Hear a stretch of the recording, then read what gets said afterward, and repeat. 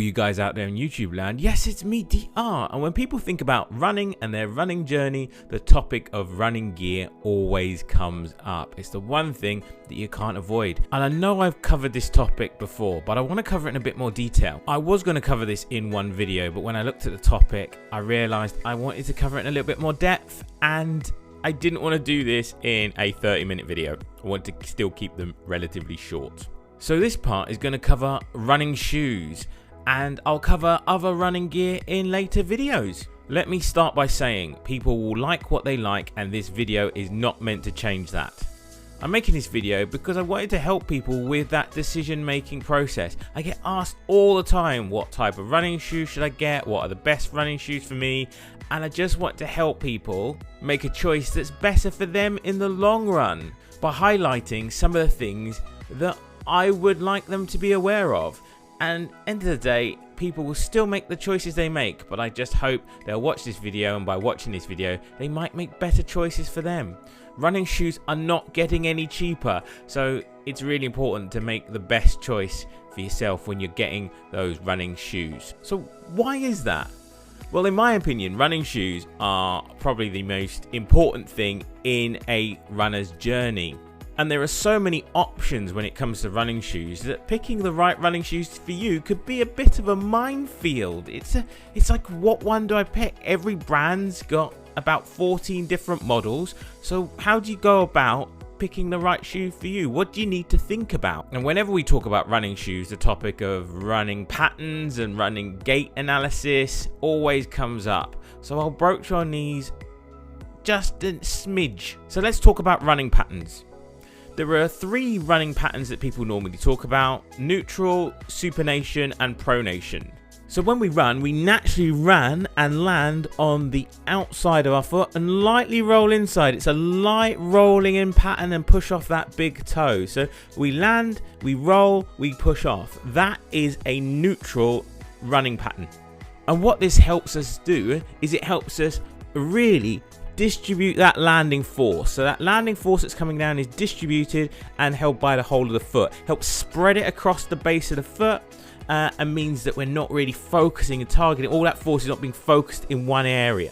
Well, some people, when they land, their feet land on the outside of the foot and they don't roll inwards. So all of that weight is focused on the outside of that foot. All that force is transmitted right through the outside of that foot. That's called supination or under pronation. So all of their foot lands, that force hits that outside that foot, and there isn't that roll.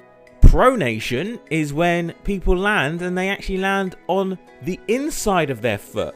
So the inside of their foot is taking all the pressure. There's no roll to the outside. So literally it's inside and all the force. So all that force is targeted on the inside of their foot. The challenge with either supination, the outside foot landing, or pronation is the impact is targeted and not spread across the foot. So if you supinate or pronate, you might need shoes that give you some additional support for your foot. Before you start to worry, only 10% of the population are supinators, so landing on the outside of their foot. The majority of people have either a neutral running pattern or are pronators. As a result, most shoes are either neutral running shoes for neutral runners or stability or stabilization shoes that offer more support in that arch area for runners who pronate. I have my own feelings about the neutral shoe versus stability structured running shoe discussion, but I'll leave that for another video. The key message is that most people, neutral running shoes will be absolutely fine for you.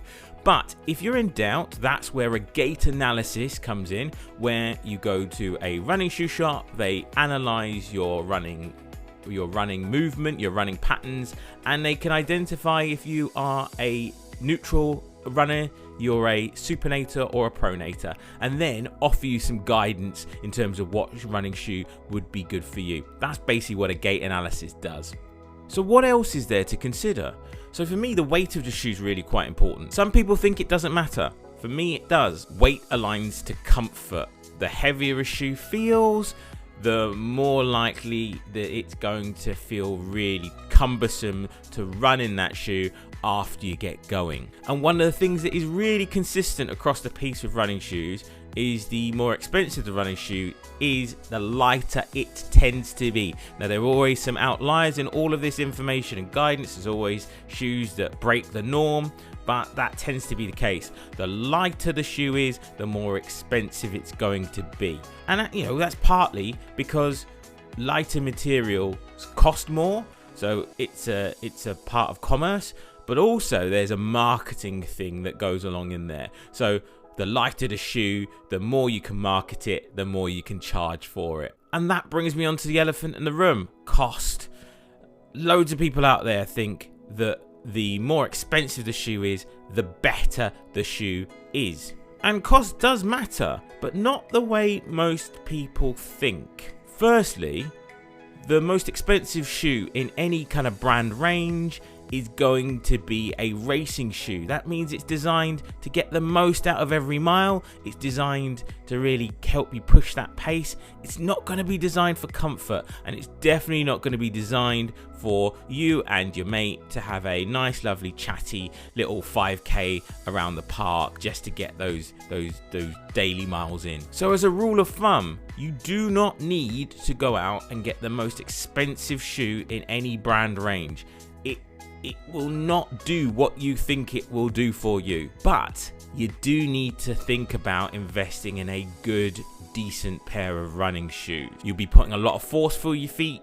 It works out to about 4 times as much force as when you're walking, so you're putting a lot of force through your feet, and those shoes are going to both protect your feet from those forces, but also protect your feet from the elements and the ground you're running on. And most of us will run on concrete, so we need that protection from the ground. So a decent pair of running shoes is a must. So on to that topic, let's talk about the sole of the shoe. The sole is the thing that's going to be doing a lot of work, so that's the real important part. That's the thing that you're really going to notice when you're running. And when we talk about the sole of the shoe, most of the time you'll hear, especially if you watch videos on YouTube about running shoes and reviews, you'll hear about the foam.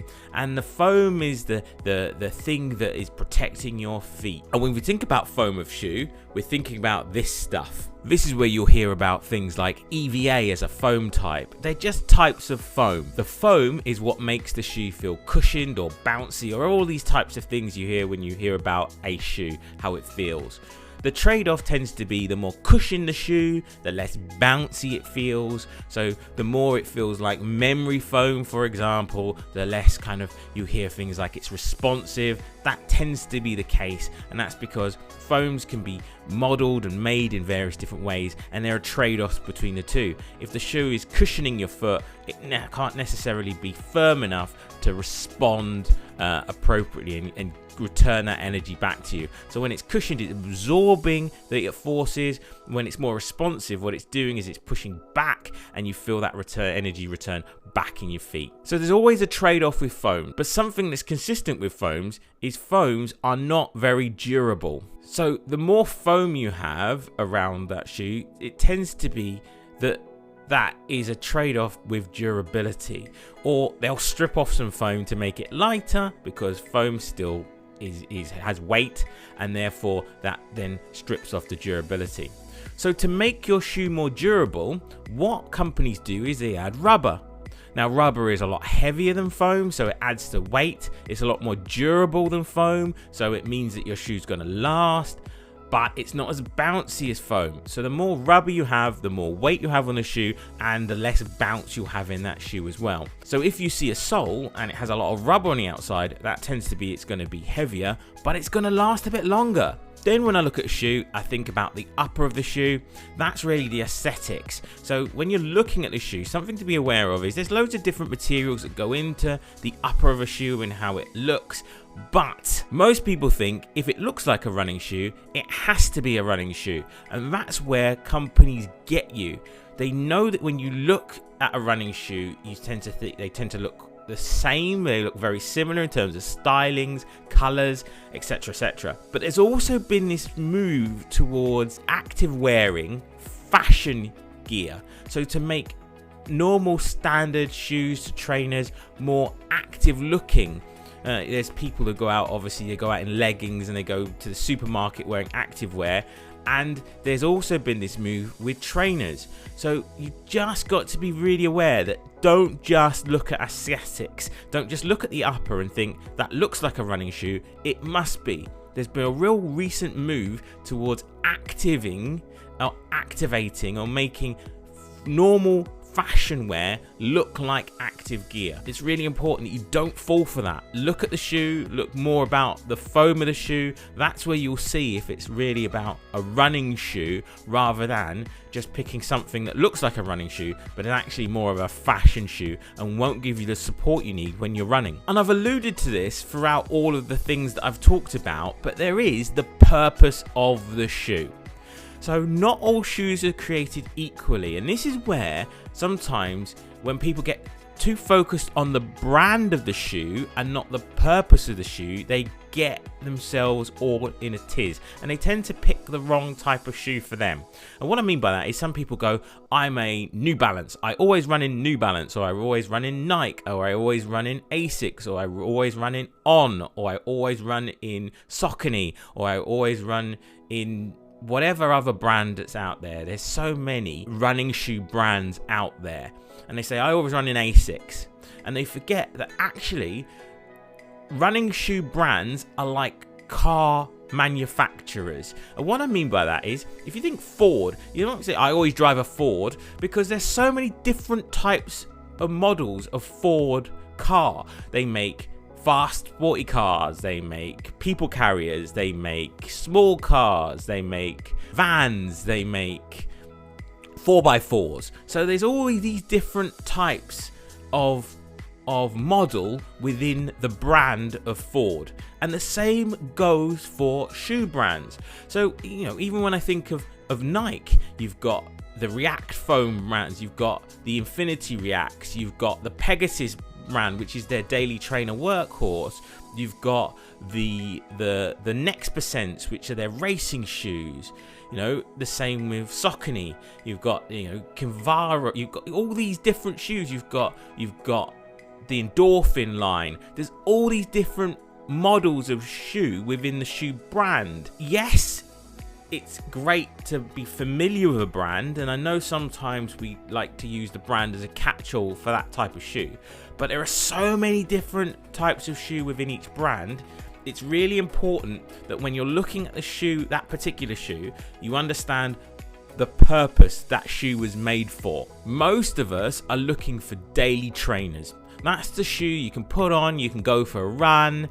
It's going to be cushioned, it's going to be got some comfort, but its main focus for a daily trainer is durability. So there's going to be quite a bit of rubber on a shoe. It might be heavier than another shoe. You're going to have some protection around the tongue. You're going to have some padding around the heel, so it's comfortable. It's going to be a comfortable shoe with a fair bit of foam, a fair bit of rubber, and it's going to be really that shoe that's going to help you go out for those daily runs. There are also shoes out there that are built for quicker paces, running quicker, faster. Now these shoes are going to have lighter materials, they're going to tend to be more expensive, they're going to have less rubber, so they're going to be less durable, so you're not going to get as much life out of them if you're taking them out every day. They're going to have less padding, they're going to be less comfortable. They're still going to have a degree of comfort, but they're not going to have the comfort of a daily trainer. These shoes are built for speed. You're going to be able to go quick and fast in them, but that's why they're racers. They're built for racing. If you think an F1 Formula 1 car has a whole different makeup than your Ford Fiesta. And lastly, there's personal preference. For me, that's the most important thing. You've got to like what you run in. There's some shoes out there that some people love to run in, and I don't. And that's fine. It's personal preference is really important. The key is, if you don't like running in the shoe, you're not going to run, and therefore you've wasted your money, but also you're not going to enjoy the benefits of getting out there and having a run. So personal preference is really important. What do you like? What don't you like? Understand that and look for that in the shoes that are out there. Well, I really hope this has been of some benefit for you. I hope that you've looked at this video and you thought, oh, those are things I might need to consider, there's things I haven't thought of before, there are things that I have thought of before, and I hope this helps you make a informed choice. One of the things I'd love to know is, what are your favorite types of shoes? What types of shoes do you like to go in, especially for your day-to-day daily runs? Put the comment in the doobly-doo, let me know. It'd be great if we could have a whole catalogue of daily trainer shoes that people like to run in and enjoy getting their miles in. This is DR saying thank you for watching this video. Stay safe out there and have a safe journey wherever you're heading.